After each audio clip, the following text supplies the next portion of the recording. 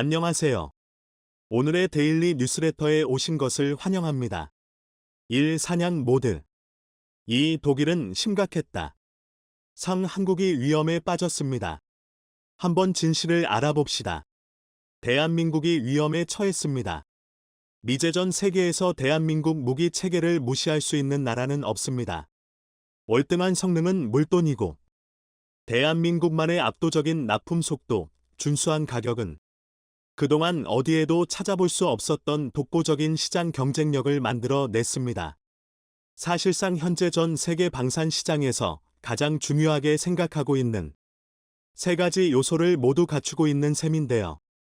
상황이 이렇다 보니 중국이나 일본처럼 프로파간다의 일종으로 대한민국 무기 체계를 억지로 깎아내리는 경우가 종종 등장하긴 해도 실제로 국제무대에서 대한민국 무기 체계를 무시할 정도로 멍청한 나라는 없습니다.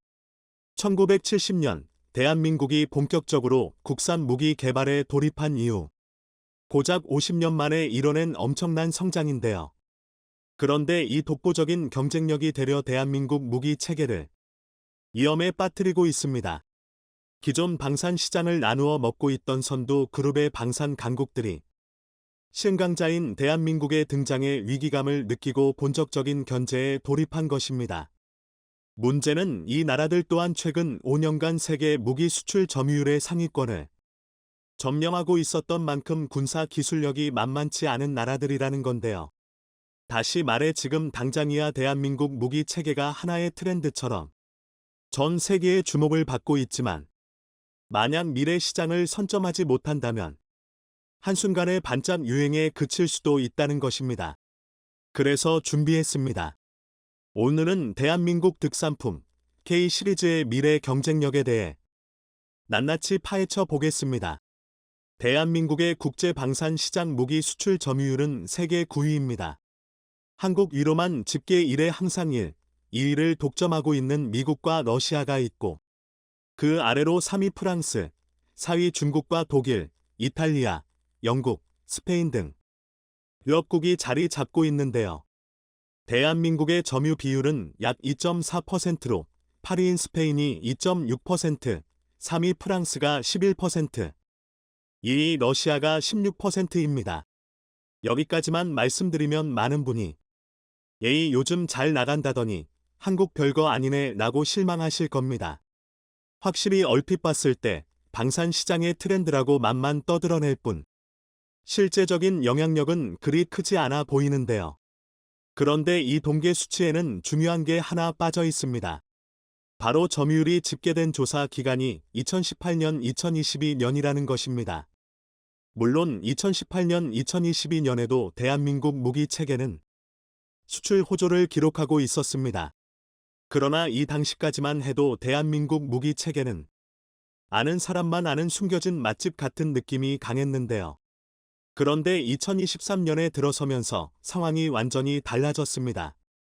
폴란드와의 방산 계약이 체결된 2022년 말 2023년을 기점으로 대한민국이 국제 방산 시장에서 가장 주목받는 나라가 된 것입니다.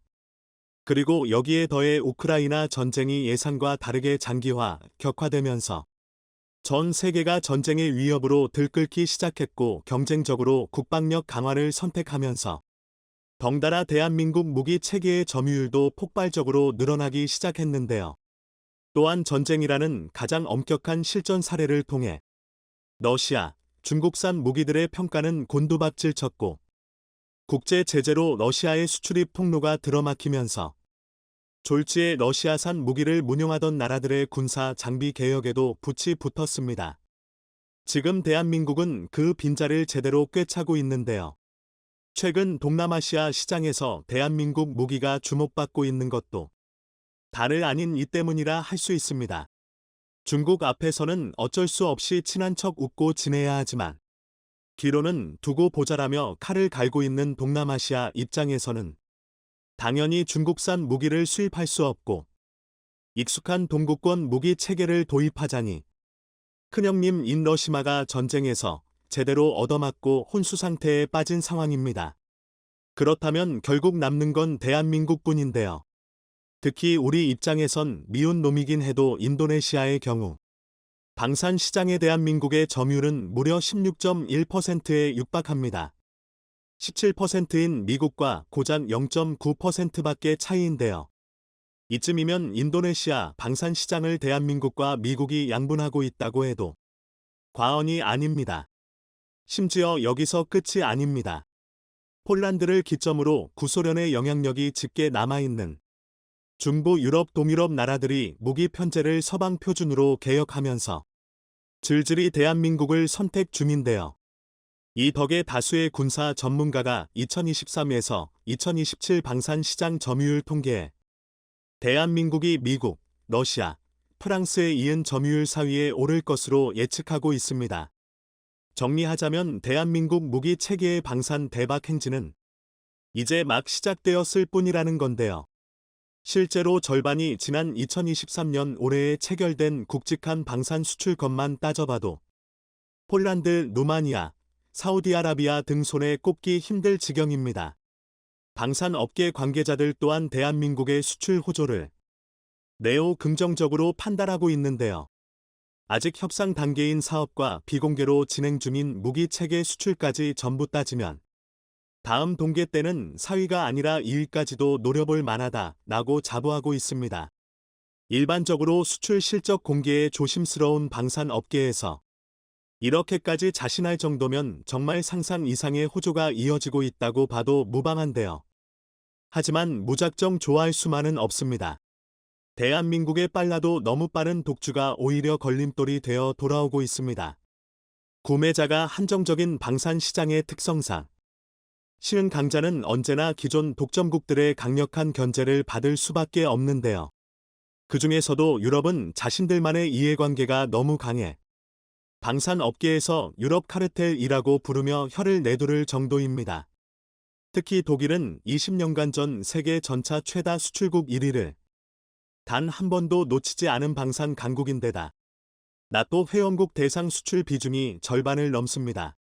당연히 전차 분야에 있어서는 무소불위의 영향력을 행사하고 있었는데요. 그런 독일이 폴란드 방산 수출을 계기로 온갖 회유와 로비를 총동원해서 대한민국 전차의 유럽 진출을 견제하기 시작했습니다. 대표적인 사례가 바로 노르웨이의 차기 전차 도입 사업입니다. 당시 대한민국의 K2 흑표는 노르웨이의 극한 환경 속에서도 독일 레오파르트 2 이상의 압도적인 성능을 선보이며 도입 유력기종으로 손꼽혔습니다. 그러나 최종 심사에서 석연치 않은 이유로 K2 흑표가 탈락하고 최종적으로 레오파르트 2가 선정되면서 국내에서나 노르웨이 내에서나 수많은 논란이 불거졌는데요. 호일 독일이 레오파르트 2A7 54대를 450억 원에 판매하고 그중 100에서 150억 원 이상을 페이백 형식으로 되돌려준 게 밝혀졌습니다. 게다가 레오파르트 2를 도입해야만 노르웨이에서 천연가스를 수입하겠다며 상당한 정치적 외압까지 가했다는 게 들통났는데요. 현재 노르웨이는 국제 제재로 판로가 들어막힌 러시아 대신 독일에 천연가스를 수출하며 상당한 경제적 이득을 취하고 있습니다. 그런데 만약 독일이 노르웨이 천연가스를 차단한다면 이 모든 소득을 포기해야 할 뿐더러 천연가스 보관 비용 때문에 상당한 지출을 감수해야만 합니다. 이로 인해 노르웨이는 K2 흑표가 가격은 2.5배 이상 저렴한 데다 표적 획득과 처리 속도 측면의 월등히 빨랐음에도 일며 겨자 먹기로 독일 레오파르트 2를 도입할 수밖에 없었던 것입니다. 더군다나 독일은 나토 회원국 중 가입비를 가장 많이 부담하고 있는 만큼 정치, 경제, 외교적으로 유럽 내 회원국들의 막대한 영향력을 행사하고 있습니다. 만약 독일이 이 영향력을 총동원해서 대한민국 무기 체계 수출의 발목을 잡는다면 많은 나라들이 노르웨이처럼 성능이 아닌 정치적 압박에 내몰려 잘못된 선택을 내릴 수밖에 없을 텐데요. 대한민국 입장에서도 일단 유럽 시장에 도전한다는 것 자체가 중요한 지금 당장이야 이게 큰 문제가 아닐 수는 있어도 장기적으로 방산업계 존폐를 논해야 할 만큼 심각한 위협입니다. 거시적인 흐름에 따라 세계는 결국 다시 한번 평화의 시대가 도래할 때고 군축 기조가 국제 정세의 메인스트림이 될 것입니다. 이때 충분한 점유율을 구축하지 못한 나라들의 방위 산업은 전멸 수준으로 축소되고 말 텐데요. 지금 당장 자국의 안보를 포기하면서까지 우크라이나의 무기 체계를 지원할 수밖에 없을 정도로 박살이 난 유럽의 방위 산업을 보면 이게 얼마나 위험한 미래인지 짐작할 수 있으실 겁니다. 대한민국이 장기적으로 방위 산업을 지키기 위해서는 첫 번째는 유럽 카르텔의 압박에 밀리지 않을 지정학적 이점이고 두 번째는 절대적인 성능 우위입니다. 우선 지정학적 이점은 이미 폴란드가 메워줄 수 있습니다. 유럽의 물류 허브라는 이점을 살려 대한민국 무기 체계의 생산기지 역할을 수행하는 건데요. 비록 대한민국이 유럽에 직접적인 정치적 영향력은 행사할 수 없을지라도 폴란드를 앞세워 독일과 비슷한 수준으로 군수 지원의 효율성을 높일 수 있을 것입니다. 그리고 다행히 두 번째, 절대적인 성능 우위 또한 차근차근 준비 중입니다. 이를 가장 잘 보여주는 게 K2 흑표의 진화인데요. 우크라이나 전쟁에서 전차는 어쩔 수 없는 구조적 한계를 여실히 드러냈습니다. 아무리 강력한 전차라도 드론과 미사일의 탑 어택 앞에서는 제임의 10분의 1도 발휘할 수 없는데요. 결국 화력, 방어력, 기동력 면에서 성능 수준이 거의 엇비슷한 세계 최정상급 전차 시장에서는 생존력 당락을 좌우하게 되었습니다.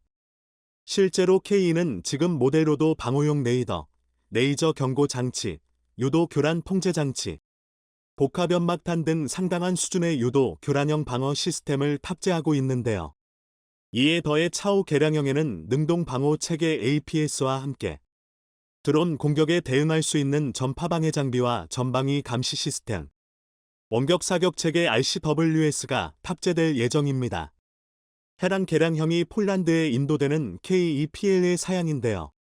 상당한 전자 장비가 추가되는 만큼 대한민국은 K2PL을 이용해 기술 숙련도를 올리고 우리 군이 사용할 국내 소유분 K2 흑표를 순차적으로 개량할 계획입니다. 이뿐만이 아닙니다. 아직 세계 어느 나라도 도달하지 못한 4세대 전차의 윤곽도 슬슬 드러내고 있는데요.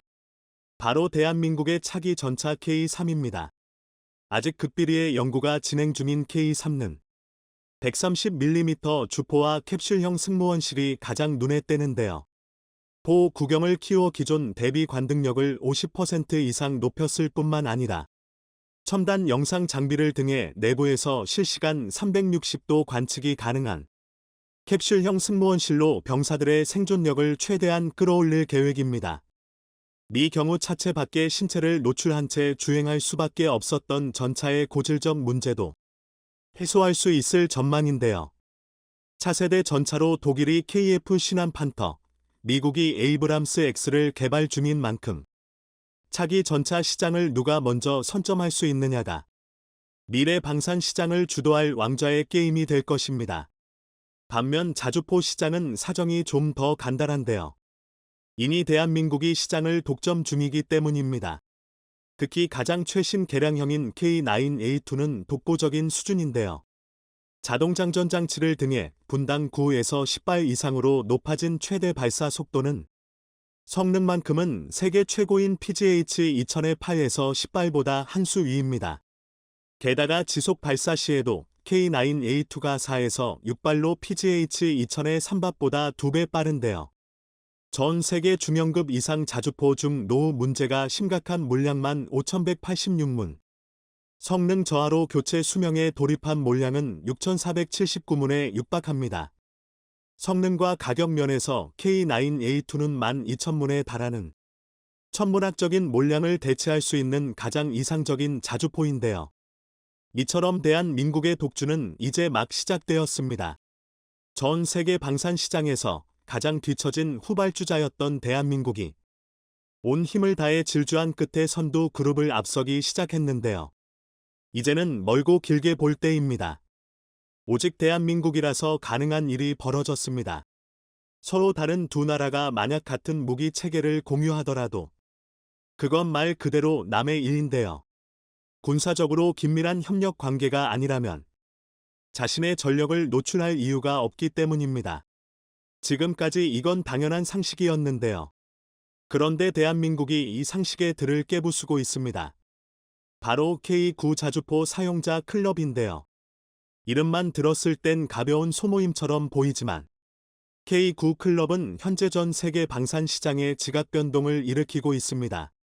오죽하면 최근 장고 끝에 K2 흑표 대신 레오파르트 1을 선택하면서 막수를 내린 노르웨이마저 대한민국의 바짓가랑이를 붙잡고 K9 클럽에 참여할 정도인데요. 그래서 준비했습니다. 오늘은 전 세계에서 유일무이한 단일 자주포 컨소시엄 K9 자주포 사용자 클럽에 대해 알려드리겠습니다. 앞으로 수십 년, 어쩌면 수백 년이 지나도 전장에서 포섬은 사라지지 않을 것입니다.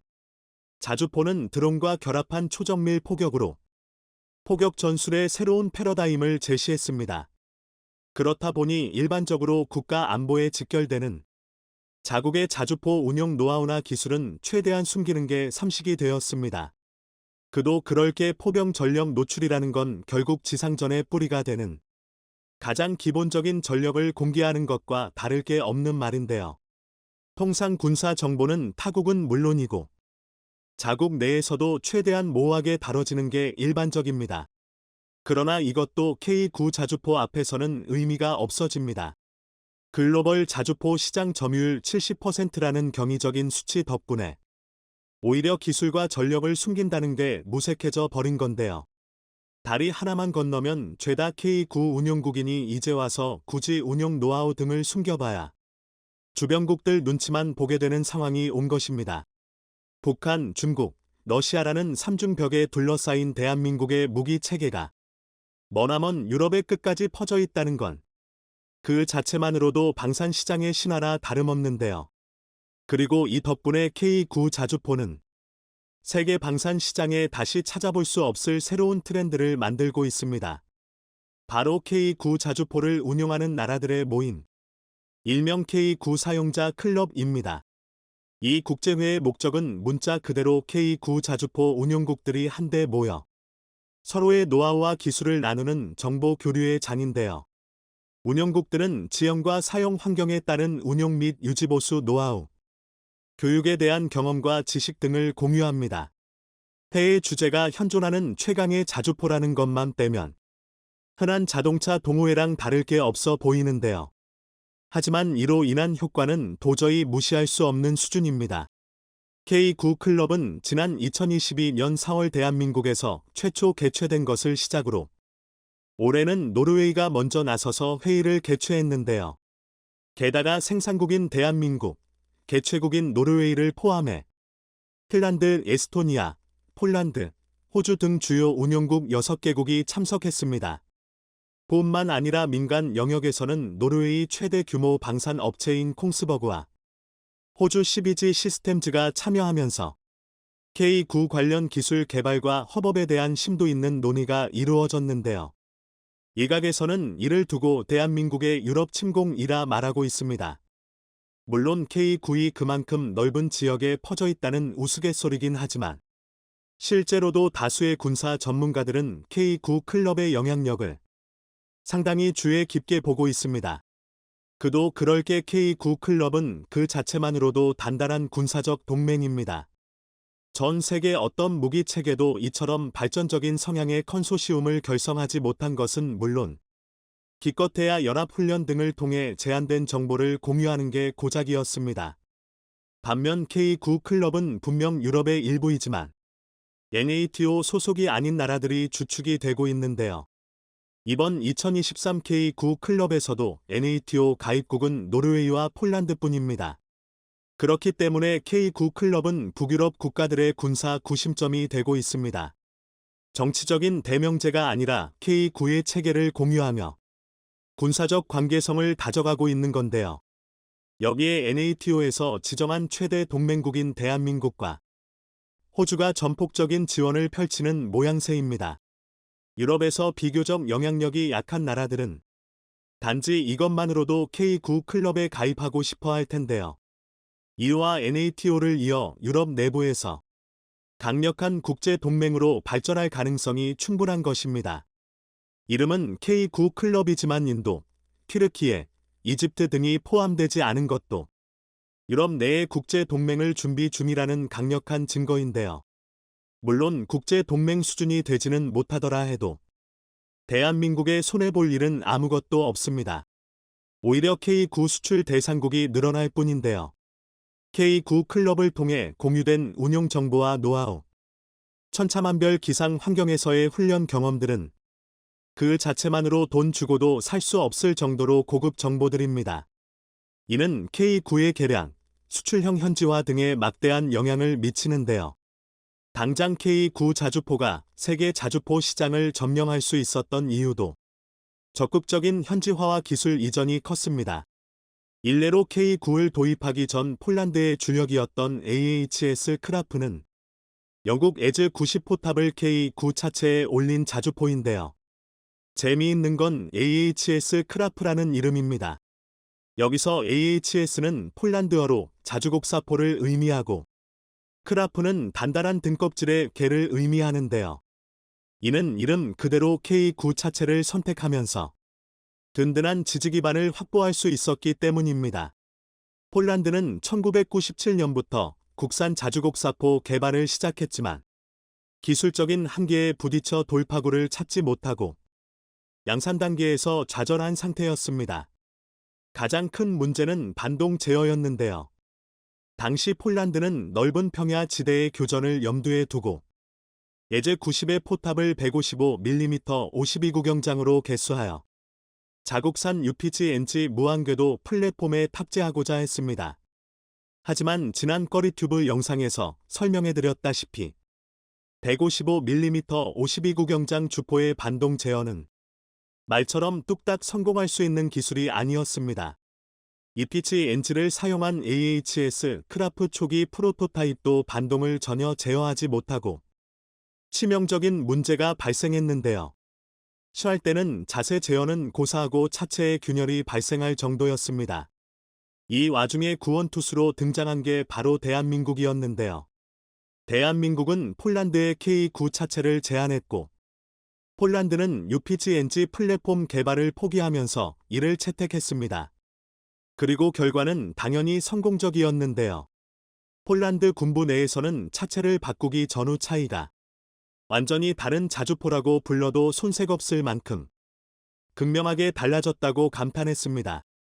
기동성 측면에서도 UPG-NG 테스트 당시 AHS 크라프는 최대 출력 850마력의 도로 기준 최고 속도가 60km에 불과했고 항속 거리도 360km가 고작이었습니다.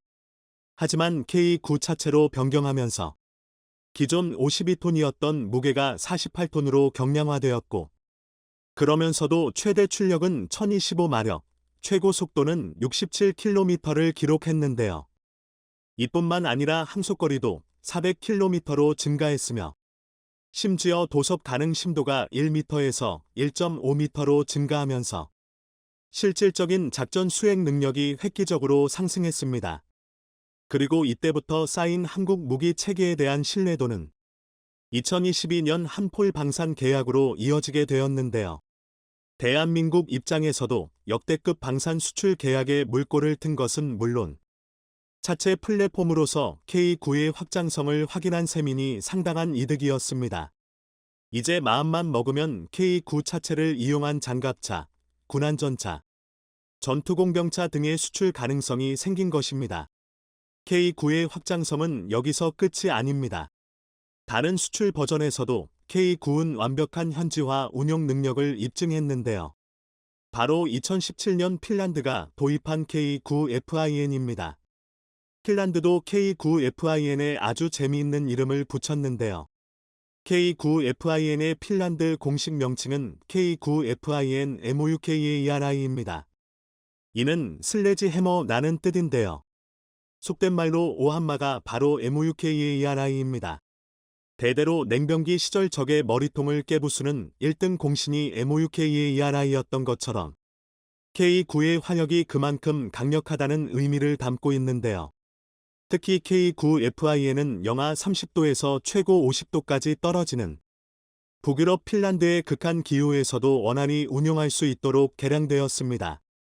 이를 위해 K9FIN은 2017년 기준으로 상당히 드문 기술이었던 보조동력 장치 APU를 추가 탑재했는데요. 그리고 이 덕분에 K9FI에는 핀란드의 혹한 기후를 뚫고 완벽한 성능을 입증했습니다. 오죽하면 2022년 11월 핀란드가 38대 추가 구매를 결정할 정도인데요. 이뿐만 아니라 K9FI에는 엔진 예열기와 각 부품의 단열재를 추가하는 등 현지 환경에 맞는 맞춤형 방안 대책이 추가되었는데요. 이런 기후 대비 기술은 결국 K9의 또 다른 수출 성공을 불러왔습니다. 특히 파키스탄, 중국과의 국경 분쟁에서 대한민국의 K9 덕을 톡톡히 본 인도가 최고의 수혜자라고 할 만한데요. K9의 인도 버전인 K9VAJRAT입니다. VAJRA는 힌두어로 천둥을 뜻하는데요. 여기까지는 K9의 이명이자 수출 명칭인 천둥, 선더가 그대로 이어진 것처럼 보이실 겁니다. 하지만 바즈라는 인도 신화에서 신들의 왕 인드라를 상징하는 무구입니다. 인드라는 천둥과 번개를 다루는 뇌신이자 전쟁의 신이기도 한데요. 인도가 이런 대단한 이름을 K9에 붙인 이유가 있습니다. 실제로 인도에서 시험성 평가를 치른 경쟁 모델 중 인도가 제시한 모든 성능 실험을 통과한 자주포는 오로지 대한민국의 K9 자주포뿐이었는데요. K9VAJRAT는 인도의 사막과 고산지대를 오가는 극과 극의 환경에서도 모두 최고의 성능을 보여줬습니다. K9FIN과 마찬가지로 APU를 탑재하면서 고산지대용 방안 패키지를 추가하고 사막 운용을 위한 방진 체계와 공기여과 시스템을 강화했기 때문인데요. 인도로서는 그야말로 전장을 가리지 않는 전쟁신의 무구가 자신들을 지키기 위해 강림한 모습이었을 것입니다. 이런 무한한 확장성에 더해 현지 추가 개량까지 염두에 둔 기술 이전, 심지어 성능을 생각했을 때 말도 안 되는 가격은 K9이 전 세계 방산 시장을 점령한 근거였는데요. 여기에 더해 운용 국가 간의 정보 교류까지 가능한 국가 연합이 존재한다는 건 K9 자주포의 점유율을 한층 더 끌어올릴 수밖에 없습니다. 이니 든든한 데이터 베이스와 K9 사용국이라는 동맹까지 생기는 마당에 일단 도입만 하면 기존에 쌓인 노하우를 전수받을 수 있다는 말이나 마찬가지인데요. 더군다나 대한민국은 현지 라이선스 생산 또한 굉장히 관대합니다. 이 또한 K9을 원활하게 운용할 수 있는 강력한 장점인데요. 알기 쉽게 비유하면 대한민국에 본사를 두고 전 세계 곳곳에 대리 지점이 있는 형태라 지리적 페널티를 고려하지 않아도 됩니다. AES는 물론이고 포탄, 장비 공유 등에서 굉장히 자유로워지는 건데요. 아닌 게 아니라 최근 루마니아까지 다방면에서 MOU를 맺으면서 K9 자주포 도입 초일기에 들어서고 있습니다. 대한민국의 K9 사용자 클럽이 대한민국이 세계 최강의 전투력을 증명했습니다. 무기 체계가 아무리 발달하더라도 결국 전쟁의 시작과 끝은 보병인데요. 바꿔 말하면 보병의 전투력이 약하면 아무리 강한 전차나 미사일을 보유하고 있더라도 전쟁에서 이길 수 없다는 뜻입니다. 그런데 대한민국이 전 세계 내로라 하는 특수부대들이 모인 사격 대회를 평정하면서 우수한 무기 체계를 보유한 만큼 강한 병사를 보유한 나라라는 걸 증명했습니다. 반면 중국은 처참한 실력으로 허세 가득한 군사력이 까발려졌는데요. 그래서 준비했습니다. 오늘은 전 세계를 깜짝 놀라게 한 대한민국의 활약에 대해 알려드리겠습니다. 최근 레바논에 주둔 중인 다국적 유엔평화유지군에서 사격 경연대회가 개최되었습니다. 매년 개최되는 이 대회의 표면적인 목적은 친목 도모인데요. 평화유지군이라는 게 세계 각국에서 정예 중에 정예가 모인 연합군인 만큼 사격대회를 통해 국가 간의 문화 장벽을 허물고 단합력을 높이겠다는 것입니다. 하지만 대한민국을 비롯해 중국, 스페인, 프랑스, 폴란드, 인도네시아 등 레바논에 주둔 중인 13개국 14개 부대가 전부 참여하는 사격 경연 대회는 그 자체만으로도 작은 전쟁이나 다름없습니다. 이건 절대 과장이 아닌데요.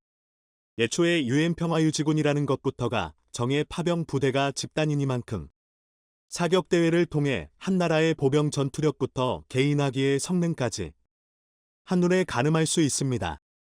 말이 사격대회지 한나라의 명예가 걸린 자존심 대결인데요. 그런데 이런 중요한 대회에서 아주 놀라운 결과가 벌어졌습니다. 다름 아닌 대한민국이 순위권을 전부 독식해 버렸습니다. 레바논 유엔 평화유지군으로 파견된 우리 동명부대의 신호창 중사와 양진모 하사가 각각 개인전에서 1위와 2위를 차지했고, 전준철 대위, 이은석 중사가 공동 3위에 올라 시상식을 싹쓸이 해버렸는데요. 이뿐만이 아닙니다. 심지어 동명부대 장병들이 참여한 단체전에서는 종합 2위의 성적을 올리며 압도적인 실력을 증명했습니다. 역시 대한민국이 보유한 최강의 전투 파병부대다운데요. 오죽하면 레바논 유엔 평화유지군의 총책임국인 프랑스 루도빅 소머렛 예비대 지휘관이 직접 메달을 수여하며 넌지시 훈련 방법을 물어볼 정도였습니다. 사흘간의 대회를 지켜본 타국군 장병들 또한 동명부대의 매 순간순간 감탄과 환호를 아끼지 않았는데요.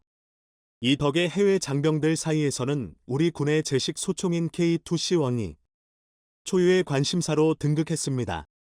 그도 그럴 게 유엔 평화유지군의 사격 경연대회는 다양한 나라가 자국의 개인화기로 참여하는 만큼 상당히 엄격한 조건과 사격 방법이 규정되어 있는데요. 먼저 각국의 소총 종류와 조준경 등 부착물이 다른 경우가 많은 만큼 사격은 오로지 기본 형태의 가늠자와 가늠쇠만 활용할 수 있습니다. 앞서 개인화기의 성능까지 검증받게 된다고 말씀드린 게 바로 이런 이유에서인데요. 추가적인 부착물이나 광학 장비가 없이 소총의 기본 성능에만 의지하기 때문에 개인화기의 장단점을 아주 노골적으로 평가할 수 있습니다. 또한 예선 사격 방식과 결승 사격 방식이 완전히 다른 형태로 치러지는데요. 일례로 이번 사격 경연대회의 경우 대한민국 성인 남성이라면 대부분 경험해 봤을 엎드려 쏴뿐만 아니라 10개의 표적에 대해 무릎 쏴, 서서 쏴 등 복합 자세 사격 능력을 평가했습니다. 즉 다분히 실전적이고 다양한 환경에서 우리 군의 사격 실력이 증명된 셈인데요. 이런 혹독한 상황 속에서도 항상 완벽한 성능을 보여준 K2 소총에 타국군 장병들의 관심이 쏠리는 것도 당연합니다. 최고가 사용하는 장비를 자신도 따라 하고 싶어 하는 건 군인이나 민간인이나 다를 게 없는 자연스러운 행동인데요. 이는 우리 동명부대와 K2 소총이 같은 유엔 평화유지군으로 파견된 중국군과 비교해도 너무하다 싶을 정도로 우수하다는 점도 무시할 수 없습니다. 대한민국과 중국은 비슷한 지역에 엎치락뒤치락하는 군사력을 갖춘 만큼 늘 비교의 대상이 되는데요. 특히 대외 이미지를 중요시 생각하는 중국은 1990년대부터 유엔의 평화유지군을 파병하면서 한국보다 먼저 국제 영향력을 선점해 왔습니다. 심지어 시진핑 때에 이르러서는 8천여 명 규모의 병력을 추가하면서 세계 최대의 평화유지군 파병국이 되었습니다. 상당히 의외의 사실인데요. 하지만 많은 분이 예상하셨다시피 중국이 평화유지군을 파병하는 건 정말 운의 가치에 맞게 평화를 위한 목적이 아닙니다. 중국은 그저 평화유지군이라는 명목으로 약소국의 내정에 개입하고 유엔에서 발언권을 강화하기 위한 정치적 목적으로 대규모 파병 병력을 유지하는 건데요.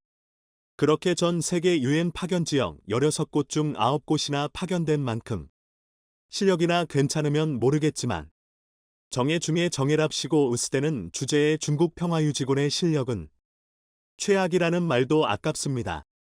단적인 예로 중국이 아예 인민의 반군까지 파견해서 주둔 중인 남수단에서는 도저히 군대라고 생각할 수 없는 추태를 보였는데요. 남수단의 수도 주바에서 나흘간 정부군과 반군 사이의 교전이 발생하자 난민촌을 지키고 있던 중국의 평화유지군은 총탄에 노출된 민간인들과 임무초소를 벌이고 주기지로 도망쳐 버렸습니다.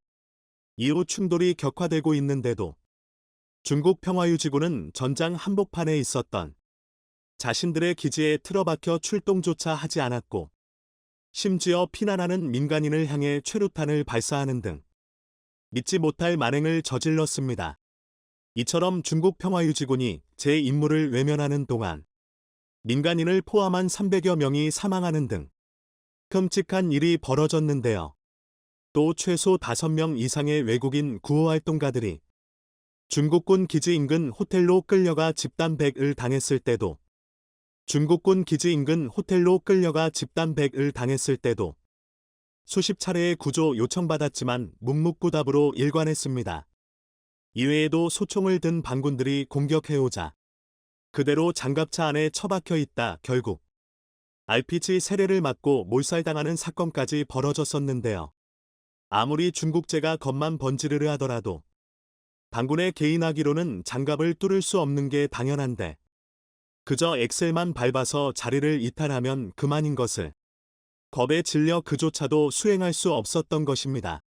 이 정도면 명색의 평화유지군이 총 든 깡패 집단보다 나은 게 하나 없는 수준인데요. 16년 동안 레바논에 주둔하면서 신이 내린 천사라는 찬사를 듣는 우리 동명부대와는 정말 비교할 수 없을 정도로 막장인 모습입니다. 폭발물 제거부터 의료 지원, 태권도 지도까지 치안 유지와 민생 안정에 있어 폭넓게 활동 중인 동명부대는 2020년 최악의 참사라고 불리는 베이루트 항구 폭발 사고에서도 활약했는데요. 당시 동명부대는 기지에 보관 중이던 마스크 등 생필품 6천여 세트를 선뜻 제공했을 뿐 아니라 예품 등 구호물자 4천여 세트를 현지 구매해 전달하는 등 구호 활동에 동참했고 반정부 시위가 격화되자 치안 유지의 최선봉에 기꺼이 앞장섰습니다. 이처럼 규율과 실력에서부터 이미 하늘과 땅 차이니 사격대회에서도 수준 차이가 여실히 드러날 수밖에 없는 건데요. 실제로 중국은 상위 6개국이 진출하는 결승전조차 진출하지 못하면서 처참한 실력이 낱낱이 까발려졌습니다. 더군다나 중국 평화유지군은 2019년 자체 개발한 최신식 소총인 QBZ-191을 운용하고 있었습니다. QBZ-191은 대표적인 숏스트로크 가스 피스톤 방식의 소총으로 K2의 롱스트로크 방식과 정반대의 구조인데요. 이론상 사격 시 노리쇠가 움직이는 길이가 짧기 때문에 반동이 적고 명중률이 높습니다. 다만 신뢰도가 떨어지는 게 단점인데요. 즉 소총 구조적으로 봤을 때 중국 평화유지군이 우리 군의 선수들보다 더 유리한 위치에서 시작한 셈입니다. 하지만 그럼에도 불구하고 결과는 정반대였는데요. 우리에게 하도 익숙하다 보니 흔해 보이지만 사실 K2 소총은 명중률과 신뢰도를 모두 잡은 세계적인 명품 소총입니다. 우선 안전, 단발, 연발, 점사 4가지 발사 모드를 모두 제공하거나 온도에 맞춰 가스 배출량을 조절할 수 있다는 것 자체가 매우 드문 옵션인데요. 여기에 더해 직관적이고 간단한 조작성과 높은 신뢰도, 명중률 등 진병제 국가의 보급 총기가 가질 수 있는 보편성과 민간 총기에서 기대할 수 있는 높은 성능을 모두 갖춘 훌륭한 소총입니다. 그렇기 때문에 K2 소총이 대한민국에서 최초로 양산에 상공한 총기라는 걸 알려주면 외국 군사 전문가들이 경악에 빠지곤 하는 건데요. 중국의 QBZ-191 사례만 봐도 알 수 있으시겠지만 가장 기본 장비라고 하더라도 세계에서 제식 소총을 제대로 국산화하여 만들 수 있는 나라가 오히려 드문 편입니다. 일례로 러시아만 봐도 불세출의 천재였던 미하일 칼라시니코프가 설계한 47 AK-74를 지금까지 줄기차게 개량하는 방식으로 제식화하고 있는데요. 또 일본의 20식 소총은 기술 실증용을 양산품이라고 속여서 제식화하는 바람에 아직도 제대로 실전 배치가 안 되는 형편이고 기존에 사용하던 89식 소총은 AK-74 대비 30배나 높은 가격에 조종간이 오른쪽에 쏠려있는 바람에 아예 방아쇠에서 손을 놔야만 사격 방식을 변경할 수 있습니다. 이로 인해 89식이라고 하면 오른손이 바쁜 소총으로 아주 유명한데요. 그래도 역시 최악의 제식 소총은 인도의 INSAS입니다. 아준전차, HAL 테자스와 함께 인도의 3대 실수라고 불리는 소총인데요. INSAS는 성능이 문제가 아니라 소총의 신뢰도 자체를 의심해야 하는 수준입니다. 3.4 모드를 놓고 쐈는데 연발로 나가질 않나. 걸핏하면 기능 고장을 일으키는데 구조가 복잡해서 내구성과 정비성이 최악입니다.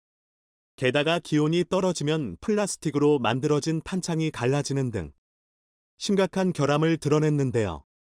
흥미로운 건 중국, 러시아, 인도, 일본 네 나라 모두 군사력 순위를 논할 때 10위권 안에 드는 강대국들이라는 것입니다. 이 나라들의 군사력 실체가 어떻고를 떠나서 그만큼 제식 소총을 만든다는 게 어렵다는 방증입니다. 이를 감안하면 1985년에 처음으로 도입되기 시작한 대한민국의 K2가 얼마나 우수한 소총인지 얼추 감이 오실 겁니다. 그나마 거의 유일하다고 할 수 있는 단점은 보급 총기다운 평범한 외형과 확장성 부족이었는데요. 그러나 이마저도 K2C1으로 개량되면서 극복에 성공했습니다. 우선 외형적으로는 피카틴이 레일 장착하면서 오리어 플랫폼 기반 보급형 광학 장비를 손쉽게 장착할 수 있게 되었는데요. 이전에는 벨크로 등을 이용하거나 상부 몸통, 총열 덮개의 나사를 풀어야 했던 것에 비하면 장족의 발전입니다. 게다가 구조적으로 더욱 발전된 설계가 적용되면서 시범 운용 결과 250m 표적 대비 명중률이 15.4% 상승했는데요. 또한 확대경, 조준경, 표적지 시기 등 오리어 플랫폼 미착용 부대와 교전 결과 살상률은 무려 480%, 250m 이상 몽거리 표적 살상률도 240% 증가했고 표적 식별 후 조준 사격까지 걸리는 시간도 평균 2초나 감소했습니다. 현재 K2C1은 최전방 부대와 파병 부대를 중심으로 우선 보급이 이루어지고 있는데요. 이렇듯 가뜩이나 우월한 성능에 제식 소총의 압도적인 훈련량까지 더해지다 보니 세계 각국의 정예들이 모인 유엔 평화유지군을 사격 실력 하나로 평정할 수 있었던 것입니다. 이처럼 대한민국은 전 세계 파병부대와 평화유지군의 모범 답안을 제시하고 있는데요. 대한민국 국가대표로서 해외 파병부대의 작전 수행을 항상 응원하겠습니다.